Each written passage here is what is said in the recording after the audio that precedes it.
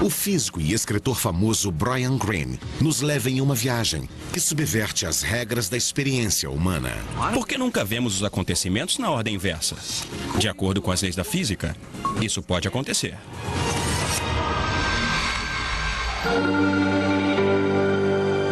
Além do cosmos, o espaço.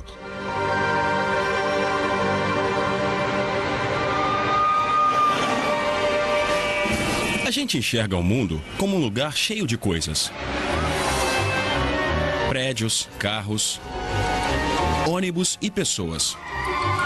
Em nenhum lugar isso parece tão evidente como numa cidade populosa como Nova York. Mas em volta de todos os objetos que compõem o nosso mundo cotidiano, existe um componente tão importante, só que bem mais misterioso: o espaço, onde todos esses objetos existem. Para entender o que estou falando, vamos parar por um instante e imaginar.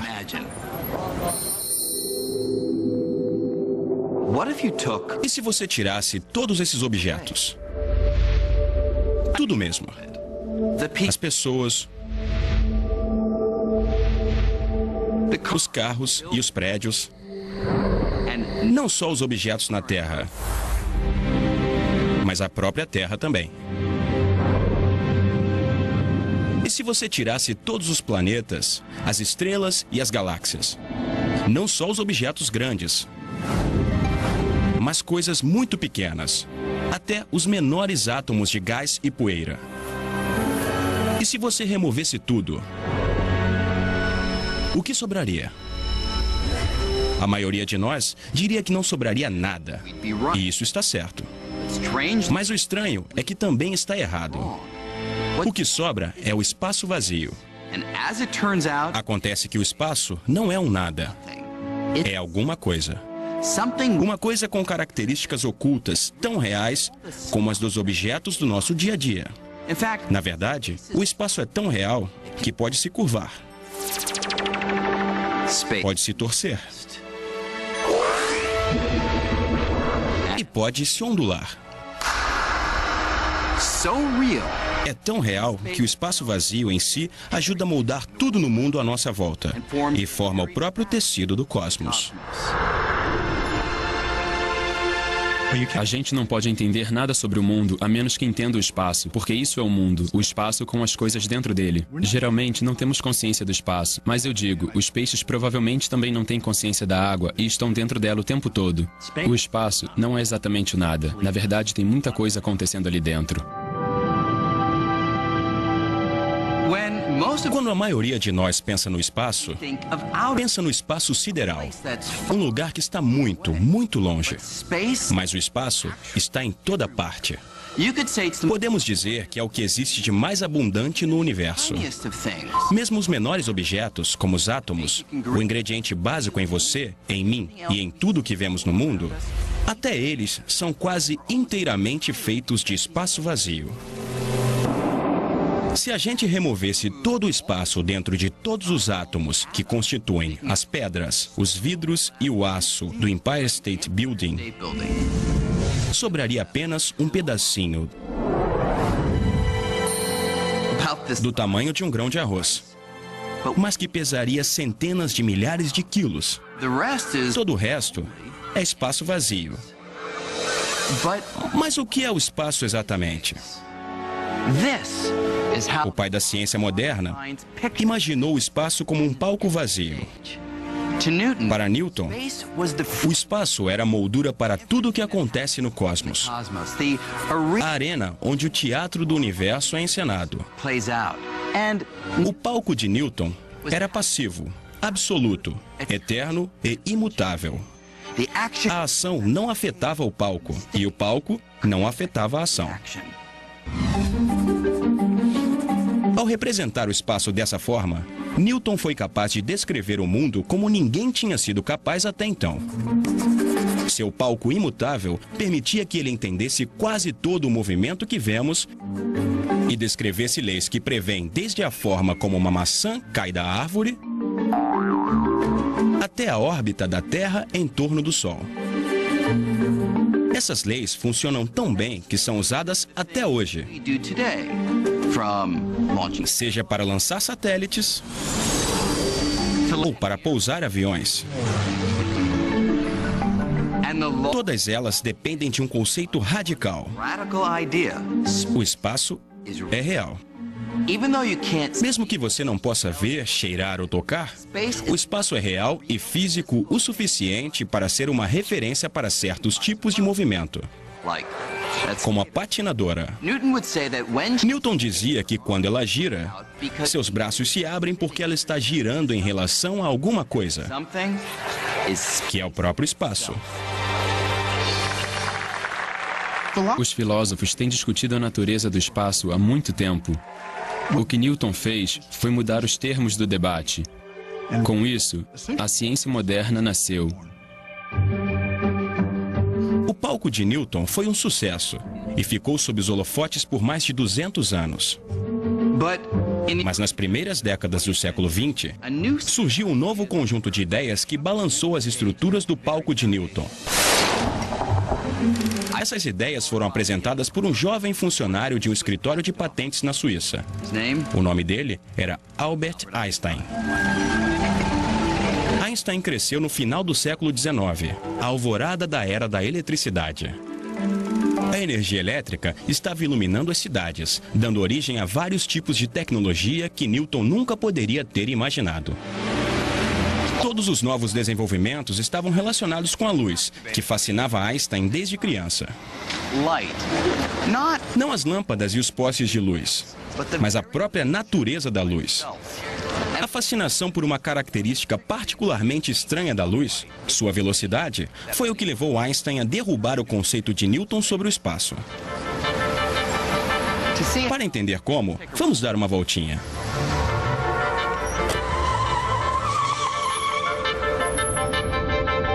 Nesse momento, estamos viajando a 32 km por hora. Para ir mais rápido, o motorista só precisa pisar no acelerador para a velocidade mudar. A gente pode sentir a mudança, mas também pode ver no velocímetro do táxi ou num desses radares de velocidade. Pode diminuir agora. Mas imagine que em vez de medir a velocidade do táxi, você tenha um sinal de radar que mede a velocidade da luz emitida pelo farol. Esse sinal mediria a luz viajando a uma velocidade espantosa, 1.080.000 km por hora. Quando o táxi começa a andar, você pode pensar que a velocidade da luz aumenta tanto quanto a velocidade do carro. Afinal de contas, o táxi em movimento dá um empurrãozinho para a luz. Mas, para nossa surpresa, não é isso que acontece. Nosso sinal de radar, ou qualquer outra medição da velocidade da luz, sempre vai detectar a luz viajando a 1.080.000 km por hora, independente do carro estar em movimento ou não. Mas como pode ser? Como todas as medições da velocidade da luz podem ter sempre o mesmo resultado? Quando você corre até uma parede, ela está indo em direção a você mais rápido do que quando você está parado em relação a ela. Mas o mesmo não acontece com a luz. A velocidade da luz é a mesma para todo mundo. Isso é extraordinário. Einstein resolveu esse quebra-cabeça da seguinte forma. Sabendo que a velocidade é só uma medida do espaço que um objeto percorre ao longo do tempo, ele propôs uma ideia incrível. O espaço e o tempo poderiam trabalhar juntos, se ajustando constantemente na medida certa para que a velocidade da luz seja sempre 1.080.000 km por hora.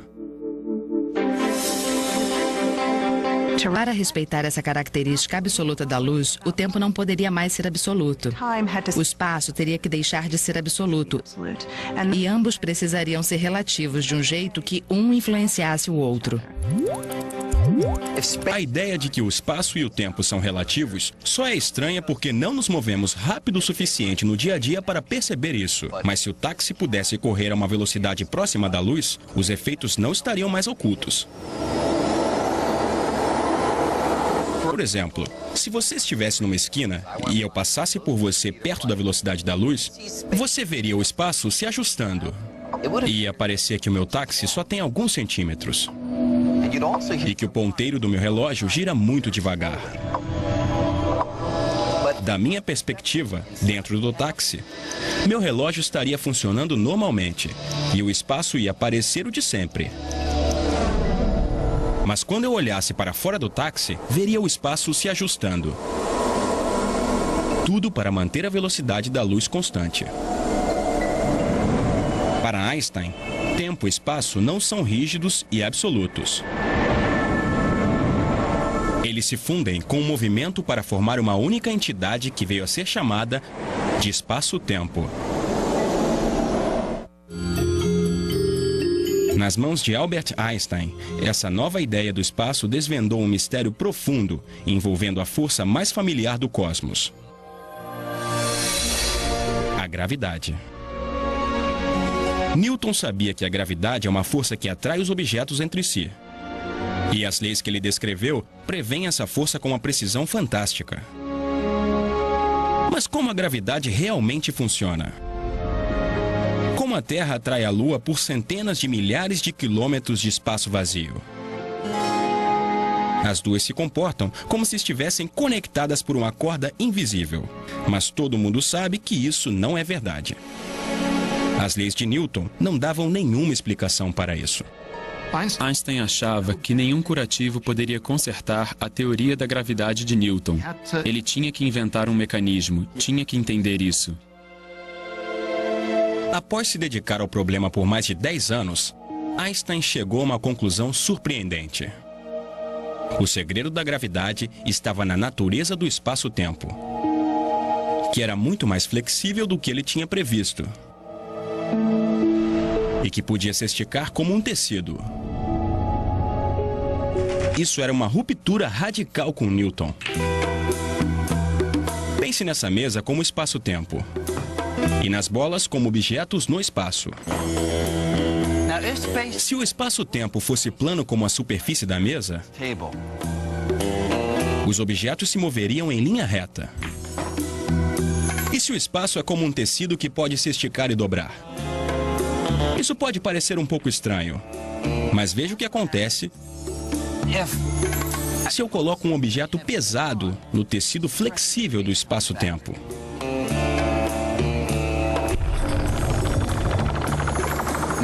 Se eu der mais uma tacada, as bolas vão se mover por uma cavidade criada no tecido por esse objeto. Einstein percebeu que é assim que a gravidade funciona de fato. Ela é a deformação do espaço-tempo causada pelos objetos nele. Em outras palavras, a gravidade é a própria forma do espaço-tempo. A Lua não mantém a órbita porque é atraída pela Terra por uma força misteriosa, e sim porque se move ao longo de uma curva no tecido do espaço-tempo criada pela Terra. Com Einstein, o espaço se tornou não apenas real, como também flexível. Então, de repente, o espaço tinha propriedades, tinha curvatura. De repente, o espaço tinha uma geometria flexível, quase como uma folha de borracha. Isso abre um novo caminho para pensar a realidade e descrever todo o universo. Einstein virou Einstein por causa dessa observação. Enquanto Newton considerava que o espaço era passivo, Einstein considerava que ele era dinâmico. Para ele, o espaço está entrelaçado com o tempo e determina como os objetos se movem. Depois de Einstein, o espaço não pode mais ser pensado como um palco estático, e sim como um ator que interpreta o papel principal no teatro cósmico.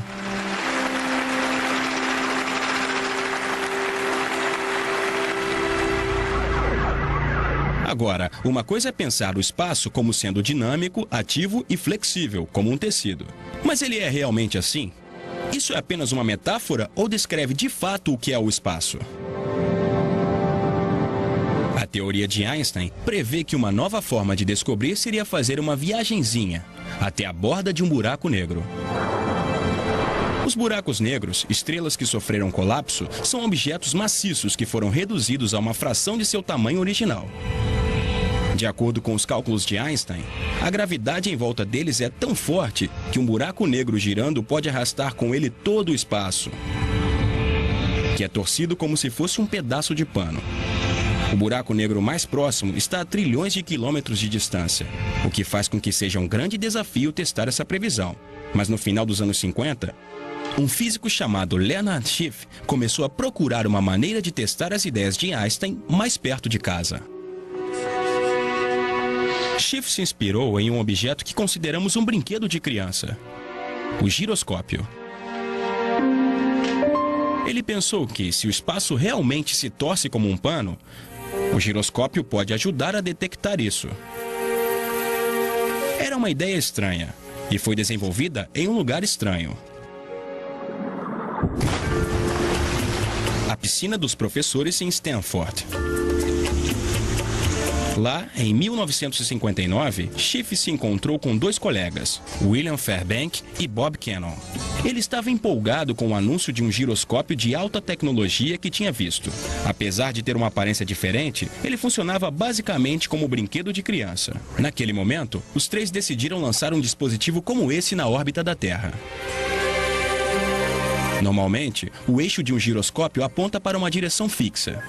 Mas se a Terra está realmente arrastando o espaço, o eixo do giroscópio seria arrastado junto com ele, deslocando sua orientação de um jeito que poderia ser medido.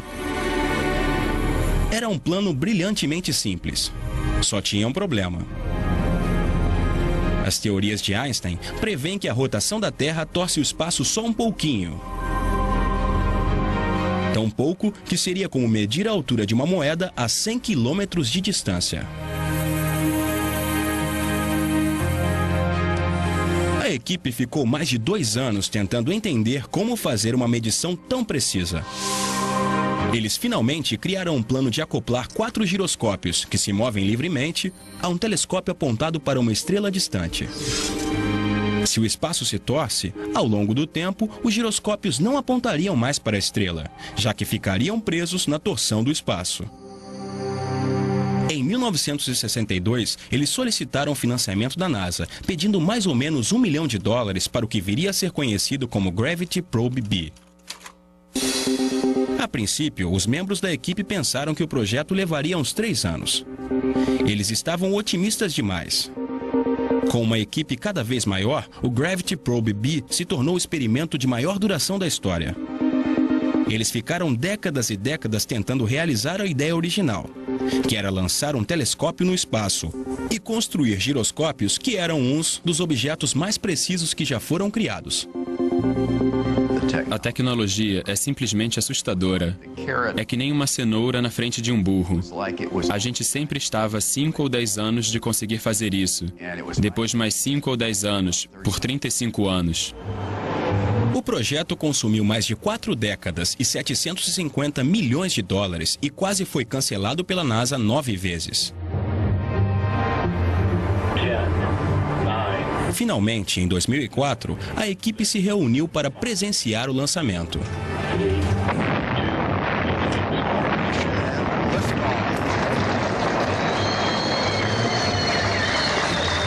Dos 3 homens que estavam na piscina em 1959, só um ainda estava vivo para ver. A gente ficou lá olhando. Foi um momento incrível na minha vida. Uma experiência emocionante. Foi impecável. 10 mil coisas não deram errado. Por quase um ano, o Gravity Probe B orbitou em volta da Terra, enquanto a equipe monitorava ansiosamente cada movimento, tentando ver se a Terra realmente torcia o espaço. Os dados finalmente começaram a chegar. E havia um problema. Os giroscópios estavam tendo uma pequena oscilação inesperada. E ajeitar os dados custaria milhões de dólares. O dinheiro estava acabando e parecia que o trabalho de quase meio século estava prestes a descer pelo ralo.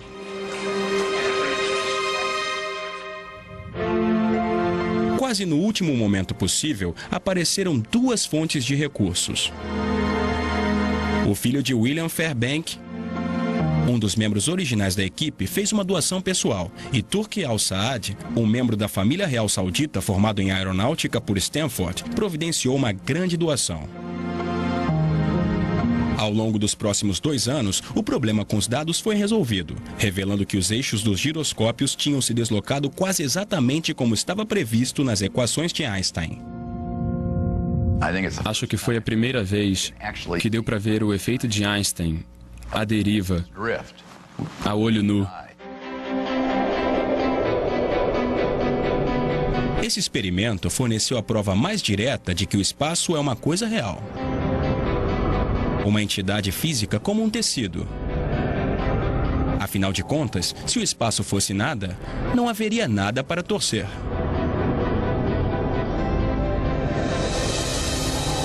Ao mesmo tempo em que Albert Einstein estava investigando o espaço nas maiores escalas, outro grupo de físicos estava examinando o universo em escalas extremamente pequenas. E eles encontraram um território completamente inexplorado, no qual a ideia de Einstein sobre o espaço não foi encontrada em lugar nenhum. Para entender o que estou falando, imagine que você pudesse encolher a um tamanho bilhões de vezes menor. Essa é a esfera dos átomos e das partículas subatômicas, os componentes fundamentais de tudo que podemos ver. Se você tem esse tamanho, o mundo segue um conjunto de leis totalmente diferente, chamado mecânica quântica. De acordo com essas leis, mesmo que você tentasse remover cada átomo e partícula, veria que o espaço vazio está longe de ser vazio. Ele está repleto de atividade.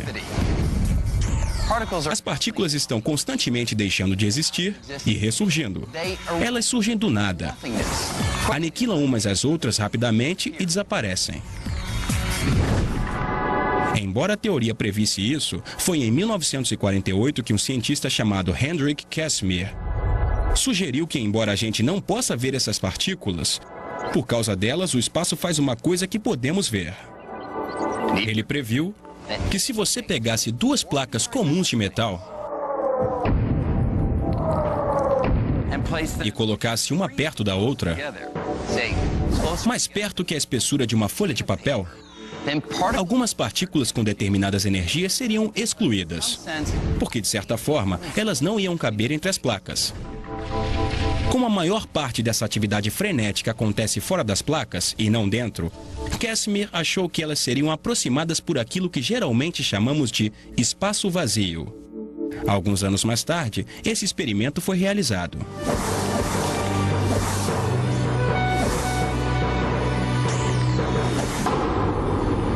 Isso provou que Casimir estava certo. No espaço vazio, as placas se aproximavam. Então, na escala atômica, o espaço vazio não é vazio. É tão inundado de atividade que pode forçar objetos a se mover. Hoje em dia, a busca por entender o espaço na menor escala continua com um dos experimentos científicos mais caros da história. Esse é o CERN, a Organização Europeia para a Pesquisa Nuclear, em Genebra. Aqui, enterrado a mais de 50 metros do solo, está o Grande Colisor de Hadron, o acelerador mais poderoso do mundo. Seu custo foi cerca de 10 bilhões de dólares, e ele acelera partículas subatômicas até mais de 99,99% da velocidade da luz, e faz com que elas colidam umas contra as outras. Na chuva de detrito produzido por essas colisões, os cientistas descobriram uma fauna de partículas estranhas e exóticas. Agora mesmo, eles estão perseguindo uma das mais complexas. Uma partícula que seria fundamental para formar tudo, desde os átomos no nosso corpo até as estrelas mais distantes.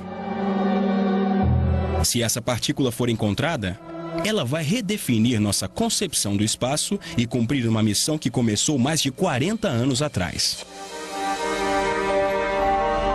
Tudo começou em 1964, quando um jovem físico inglês chamado Peter Higgs fez uma sugestão tão radical sobre o espaço que quase arruinou sua vida.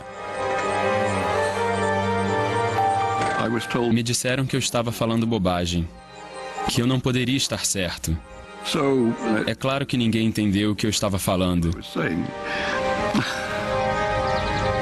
Higgs e alguns outros cientistas estavam tentando montar um quebra-cabeça. Todas as partículas fundamentais do universo contêm diferentes quantidades de massa, que normalmente consideramos peso. Sem a massa, essas partículas nunca se combinariam para formar os átomos que compõem todas as coisas que vemos no mundo. Mas o que cria a massa? Por que as partículas têm diferentes massas? Por mais que os cientistas tentassem, ninguém nunca tinha sido capaz de responder essa questão complexa. Num fim de semana, após uma caminhada nos arredores de Edimburgo, Higgs teve uma ideia curiosa. Usando a matemática, ele imaginou o espaço de um novo jeito, como se ele fosse um oceano. As partículas estariam imersas nesse oceano e ganhariam massa enquanto se movessem por ele. Para entender como isso funciona, pense na massa de uma partícula como a fama de um ator. E no oceano de Higgs, como os paparazzi. Algumas partículas são como os atores desconhecidos e passam facilmente. Os paparazzi não estão interessados nelas. Mas outras partículas são como as grandes estrelas e têm que abrir caminho. Quanto mais essas partículas se esforçam para passar, mais elas interagem com o oceano e ganham massa. Higgs estava convencido de que tinha feito uma grande descoberta. Mas quando ele enviou sua ideia para um jornalista do CERN, ela foi rejeitada. Sem se abalar, Higgs aprimorou sua teoria, até que surgiu a chance de apresentá-la no antigo recanto de Einstein, o Instituto de Estudos Avançados de Princeton. Ele esperava que suas ideias fossem encontrar os críticos mais ferrenhos lá. Eu estava dirigindo feliz na estrada, quando vi uma placa para Princeton. E isso me fez perceber no que eu estava me metendo. Comecei a suar frio e a tremer. Tive que parar o carro para me recompor. Mas Higgs insistiu. Aquela foi a primeira de uma série de conversas que iriam convencer seus colegas de uma vez por todas que aquilo era uma grande descoberta. No fim das contas, eu os venci pelo cansaço. Eu triunfei. Então aproveitei as festas que vieram em seguida. Hoje, a ideia pioneira de Higgs, chamada de campo de Higgs, é crucial para o nosso entendimento do espaço. O campo de Higgs está em toda parte, e até no vácuo mais vazio do espaço tem um efeito. Ele nos dá massa. Acho que Higgs merece mesmo crédito por ter sido uma das pessoas que disseram que o espaço é uma coisa e tem propriedades que são intrínsecas, das quais não podemos nos livrar. Não dá para desligar elas. O único problema é que não temos nenhuma prova física de que o campo de Higgs existe. Pelo menos não ainda. Mas aqui no CERN, os cientistas estão tentando colidir as partículas umas com as outras com tanta energia que elas vão soltar um pedaço de campo de Higgs, produzindo uma partícula própria.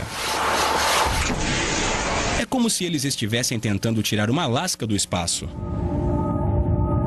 A gente acha que se bater forte o suficiente no espaço, com colisões do acelerador de partículas, podemos fazer uma partícula de Higgs surgir do espaço vazio.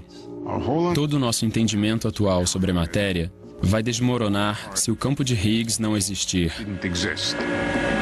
Acho que ninguém tem dúvidas de que vamos ver isso. Se não, com certeza, vai ser um resultado muito bizarro. Descobrir a partícula de Higgs seria um grande marco e estabeleceria que até o mais vazio dos espaços vazios tem um impacto em toda a matéria. Mas acontece que o espaço contém um ingrediente muito mais misterioso do que Higgs poderia imaginar. Um ingrediente que pode ser a chave para desvendar o maior dos mistérios: o destino do universo. É um mistério que começou há uns 14 milhões de anos, com o que chamamos de Big Bang. Em uma fração de segundo, o universo sofreu uma grande explosão que arremessou o espaço para fora. O espaço está se expandindo desde então. Por décadas, a maioria dos cientistas achava que a expansão estava desacelerando, graças à força da gravidade. Quando joga uma maçã para cima, em algum momento a gravidade da Terra vai fazê-la parar e vai trazê-la de volta. Da mesma forma que a maçã desacelera com o tempo, a expansão do universo deveria desacelerar por causa da atração gravitacional de toda a matéria e energia entre si. Mas isso levantava uma questão. Qual seria o destino final do universo? Ele continuaria se expandindo para sempre? Ou em algum momento a gravidade iria parar a expansão, fazendo com que o espaço voltasse a se contrair, entrando em um grande colapso? Para desvendar esse mistério, duas equipes de astrônomos começaram a medir a desaceleração da expansão usando uma ferramenta curiosa: estrelas resultantes de explosões, chamadas supernovas. Uma supernova é uma estrela que termina sua vida em uma explosão maciça. Elas são extremamente luminosas e podem ser tão brilhantes como 1 bilhão de sóis.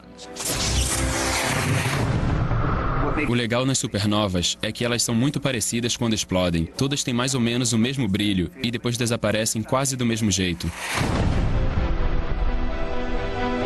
Como as explosões são muito brilhantes e uniformes, a equipe pensou que essas supernovas poderiam funcionar como faróis cósmicos muito precisos, permitindo que eles rastreassem como o espaço desacelerou ao longo do tempo.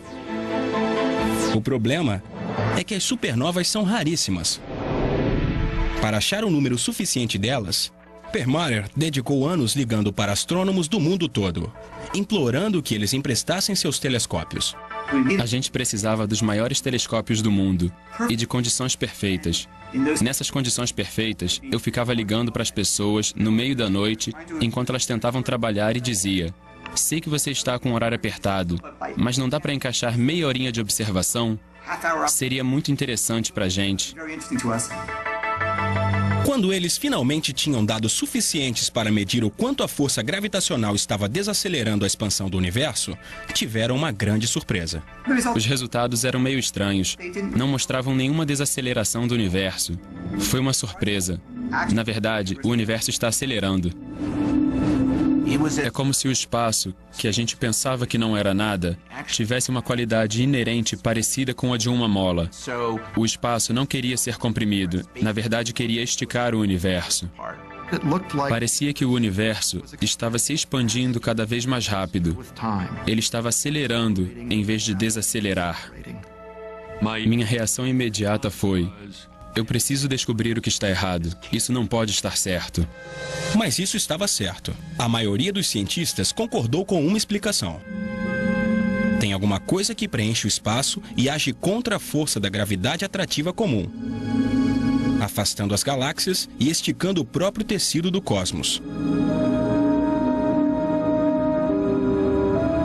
Essa substância misteriosa que preenche o espaço foi apelidada de energia escura e virou nossa concepção do universo de cabeça para baixo.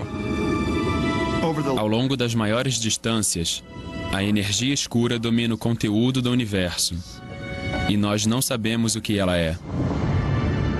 Se você fizer um levantamento de toda a energia do universo, vai ver que a energia escura é mais ou menos 70% do universo. Até uma década atrás, ninguém nem imaginava que uma coisa dessas existia. Essencialmente, o peso do espaço vazio é 70% do peso de todo o universo. Isso é quase a mesma porcentagem da superfície da Terra que é coberta por água. Imagine que a gente não soubesse o que é água. É assim que estamos em relação à energia escura. Nós não temos mesmo a menor ideia de como explicar a energia escura. Temos todo esse aparato científico sofisticado da mecânica quântica, da relatividade e da física de partículas que desenvolvemos nas últimas centenas de anos, mas nada disso consegue explicar a energia escura. A descoberta da energia escura ainda guardava outra surpresa. A ideia de que o universo contém esse ingrediente já tinha sido cozinhada 80 anos atrás. Vou contar um segredinho. Embora ele não chamasse de energia escura, há muito tempo, Albert Einstein previu que o próprio espaço poderia exercer uma força que afastaria as galáxias. Logo depois de descobrir a teoria geral da relatividade, sua teoria sobre a gravidade, Einstein descobriu que, de acordo com os cálculos, o universo estaria ou expandindo ou se contraindo, mas não podia estar pairando em um estado fixo. Isso era enigmático, porque antes de ficar sabendo do Big Bang, a maioria dos cientistas, inclusive Einstein, imaginava que o universo era estático, eterno e imutável. Quando as equações de Einstein sugeriram que o universo estava expandindo ou se contraindo, e não era estático como todos pensavam, ele tinha um problema. Então Einstein modificou suas equações para que elas permitissem um tipo de antigravidade que daria ao espaço um impulso para fora, agindo contra a força da gravidade comum para dentro, que permitia que o universo ficasse estático. Ele chamou a modificação de constante cosmológica. Acrescentar a constante cosmológica salvou as equações de Einstein. Mas a verdade é que ele não tinha a menor ideia se esse impulso para fora, ou antigravidade, realmente existia. A introdução da constante cosmológica não era uma solução muito elegante para achar o que Einstein estava procurando, que era um universo estático. Esse conceito introduz esse efeito de antigravidade. Diz que a gravidade pode se comportar de uma forma que não atrai, mas afasta os objetos, como se fosse o embate de dois titãs. A constante cosmológica e a atração comum da matéria manteriam o universo em equilíbrio e estático. Mais ou menos 10 anos depois, o astrônomo Edwin Hubble descobriu que o universo não é estático, mas está expandindo por causa da força do Big Bang, que aconteceu há 14 bilhões de anos. Isso significava que as equações originais de Einstein não precisavam mais ser alteradas. De repente, a necessidade de uma constante cosmológica voou pela janela.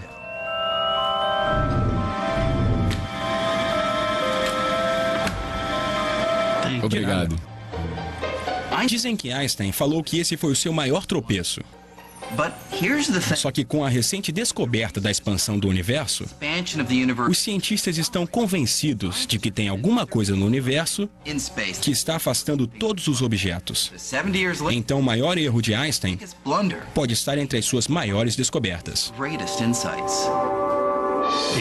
Ninguém mais estava pensando nisso. Mas a constante cosmológica de Einstein pode muito bem ser a chave para entender a expansão do universo que vemos hoje. Apesar de ninguém saber o que é a energia escura de fato, ela levanta uma possibilidade espantosa e perturbadora.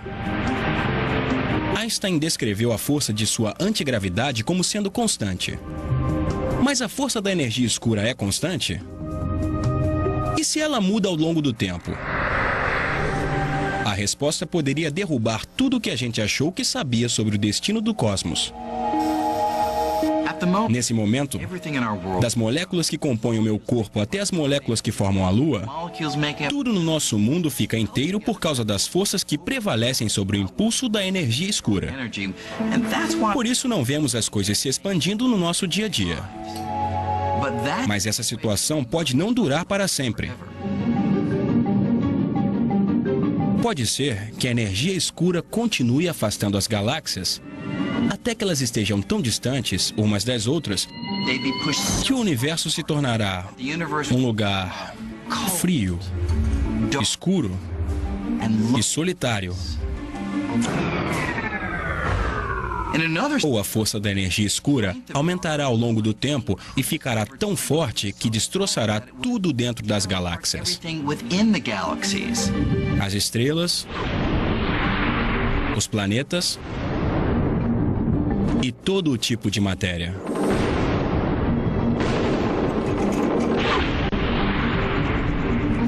Se a energia escura aumenta com o tempo, vai chegar uma hora em que os átomos vão ser despedaçados, quando existir energia escura suficiente entre os núcleos e os elétrons para rasgar o espaço, o que é chamado de Big Rip, a grande ruptura.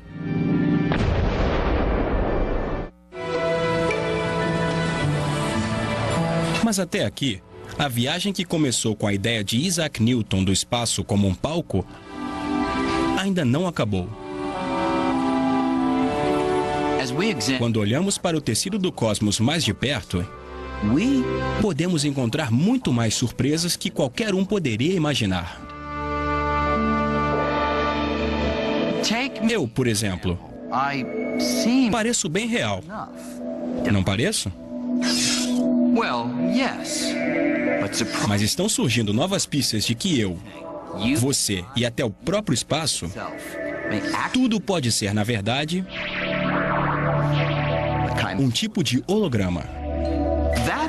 Quer dizer, tudo que vemos e vivenciamos, tudo que chamamos de nossa realidade tridimensional, pode ser a projeção de informações que estão armazenadas em uma fina superfície bidimensional distante. Mais ou menos do mesmo jeito que a informação para esse holograma está guardada nesse pedaço fino de plástico. Estamos acostumados com os hologramas nos adesivos de segurança nos cartões de crédito.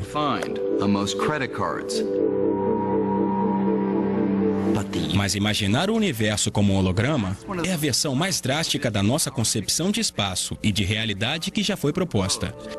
As provas disso vêm de uma das áreas mais estranhas do espaço: os buracos negros. Quando eu era mais jovem, ia achar que qualquer físico que dissesse isso estaria absolutamente maluco. Podemos pensar desse jeito. Imagine que eu jogasse a minha carteira dentro de um buraco negro. A gente costumava pensar que nada, nem mesmo a luz, poderia escapar da imensa gravidade do buraco negro. Então minha carteira estaria perdida para sempre. Mas agora, parece que essa pode não ser a história completa. Recentemente, alguns cientistas estavam estudando a matemática que descreve os buracos negros e fizeram uma descoberta curiosa. Mesmo que minha carteira desapareça no buraco negro, uma cópia de toda a informação contida nela mancha a superfície do buraco negro e fica guardada, do mesmo jeito que a informação é armazenada num computador. No final das contas, minha carteira existe em dois lugares. Uma versão tridimensional está perdida para sempre dentro do buraco negro. E uma versão bidimensional permanece na superfície como informação. O conteúdo de informação de tudo que caiu no buraco negro pode ser inteiramente representado no lado de fora do buraco negro. A ideia é que você pode apreender tudo o que acontece dentro do buraco negro olhando só para o lado de fora. Em teoria, eu poderia usar a informação no lado de fora do buraco negro para reconstruir minha carteira. A parte mais desconcertante é que o espaço dentro do buraco negro segue as mesmas regras que as do espaço fora dele ou de qualquer outro lugar. Se um objeto dentro de um buraco negro pode ser descrito pela informação fora do buraco negro, então pode ser que tudo no universo, as estrelas, as galáxias, você e eu, e até o próprio espaço, pode ser apenas uma projeção da informação armazenada em uma distante superfície bidimensional, que está em volta de nós. Em outras palavras, o que percebemos como realidade pode ser um tipo de holograma. O mundo tridimensional é uma ilusão, do mesmo jeito que um holograma é uma ilusão? Talvez. Acho que estou disposto a achar que sim, que o mundo tridimensional é um tipo de ilusão e que a realidade absoluta é a realidade bidimensional na superfície do universo. Essa ideia é tão nova que os físicos ainda estão se esforçando para entender. Mas da mesma forma que Newton e Einstein mudaram completamente a nossa ideia do espaço, se isso estiver certo, podemos estar à beira de uma revolução ainda mais drástica. Apesar de ser uma parte tão vital da nossa vida cotidiana, o espaço continua sendo um estranho. Ele está em todo lugar, mas ainda estamos longe de desvendar sua verdadeira identidade. Isso pode levar 100 anos, pode levar 1000 anos, ou pode acontecer amanhã. Mas quando o mistério for desvendado, isso será um passo gigante no caminho para a compreensão do tecido do cosmos.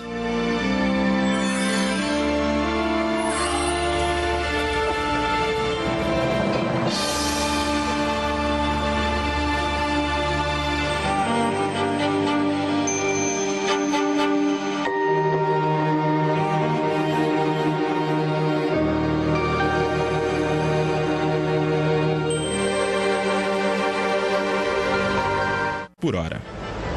Para ir mais rápido, o motorista só precisa pisar no acelerador para a velocidade mudar. A gente pode sentir a mudança, mas também pode ver no velocímetro do táxi ou num desses radares de velocidade. Pode diminuir agora. Mas imagine que, em vez de medir a velocidade do táxi, você tenha um sinal de radar que mede a velocidade da luz emitida pelo farol. Esse sinal mediria a luz viajando a uma velocidade espantosa, 1.080.000 quilômetros por hora. Quando o táxi começa a andar, você pode pensar que a velocidade da luz aumenta tanto quanto a velocidade do carro. Afinal de contas, o táxi em movimento dá um empurrãozinho para a luz. Mas, para nossa surpresa, não é isso que acontece. Nosso sinal de radar ou qualquer outra medição da velocidade da luz sempre vai detectar a luz viajando a 1.080.000 quilômetros por hora, independente do carro estar em movimento ou não. Mas como pode ser? Como todas as medições da velocidade da luz podem ter sempre o mesmo resultado?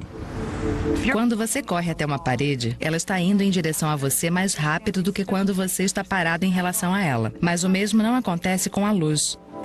A velocidade da luz é a mesma para todo mundo. Isso é extraordinário. Einstein resolveu esse quebra-cabeça da seguinte forma. Sabendo que a velocidade é só uma medida do espaço que um objeto percorre ao longo do tempo, ele propôs uma ideia incrível. Constituem as pedras, os vidros e o aço do Empire State Building. Sobraria apenas um pedacinho do tamanho de um grão de arroz, mas que pesaria centenas de milhares de quilos. Todo o resto é espaço vazio. Mas o que é o espaço exatamente? O pai da ciência moderna imaginou o espaço como um palco vazio. Para Newton, o espaço era a moldura para tudo o que acontece no cosmos. A arena onde o teatro do universo é encenado. O palco de Newton era passivo, absoluto, eterno e imutável. A ação não afetava o palco e o palco não afetava a ação. Ao representar o espaço dessa forma, Newton foi capaz de descrever o mundo como ninguém tinha sido capaz até então. Seu palco imutável permitia que ele entendesse quase todo o movimento que vemos e descrevesse leis que prevêem desde a forma como uma maçã cai da árvore até a órbita da Terra em torno do Sol. Essas leis funcionam tão bem que são usadas até hoje, seja para lançar satélites ou para pousar aviões. Todas elas dependem de um conceito radical. O espaço é real. Mesmo que você não possa ver, cheirar ou tocar, o espaço é real e físico o suficiente. O físico e escritor famoso Brian Greene nos leva em uma viagem que subverte as regras da experiência humana. Por que nunca vemos os acontecimentos na ordem inversa? De acordo com as leis da física, isso pode acontecer.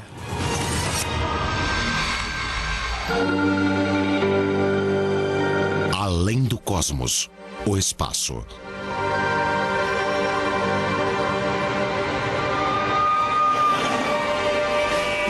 A gente enxerga o mundo como um lugar cheio de coisas.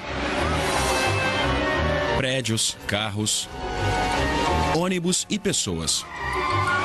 Em nenhum lugar isso parece tão evidente como numa cidade populosa como Nova York. Mas em volta de todos os objetos que compõem o nosso mundo cotidiano, existe um componente tão importante, só que bem mais misterioso. O espaço, onde todos esses objetos existem. Para entender o que estou falando, vamos parar por um instante e imaginar.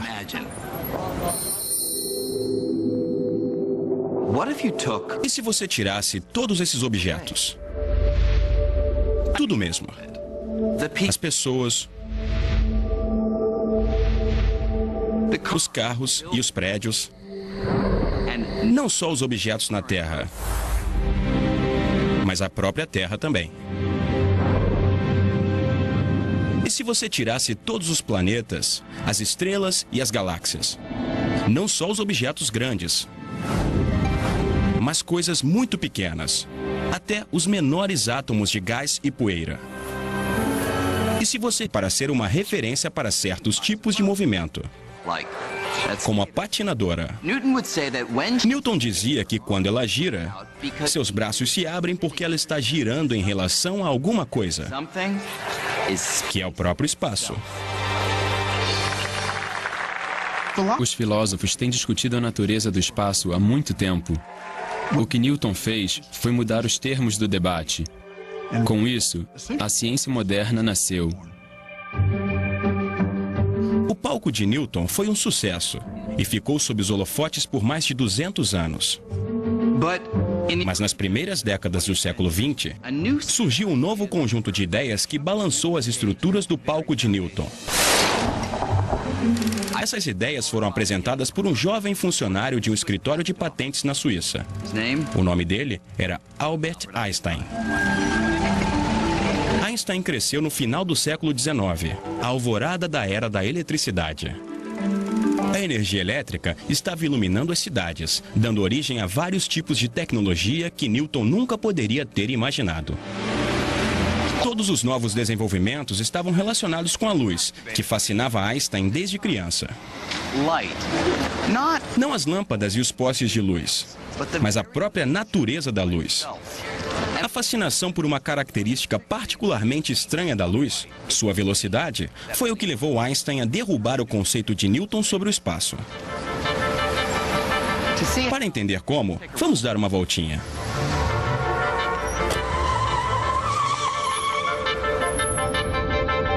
Nesse momento, estamos viajando a 32 quilômetros e removesse tudo.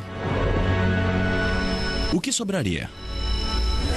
A maioria de nós diria que não sobraria nada. E isso está certo. Mas o estranho é que também está errado. O que sobra é o espaço vazio. Acontece que o espaço não é um nada. É alguma coisa. Uma coisa com características ocultas tão reais como as dos objetos do nosso dia a dia. Na verdade, o espaço é tão real que pode se curvar. Pode se torcer. E pode se ondular.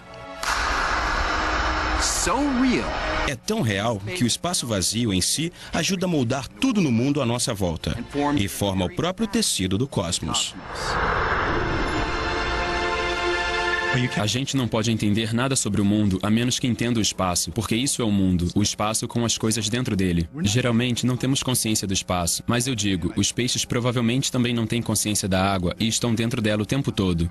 O espaço não é exatamente o nada. Na verdade, tem muita coisa acontecendo ali dentro.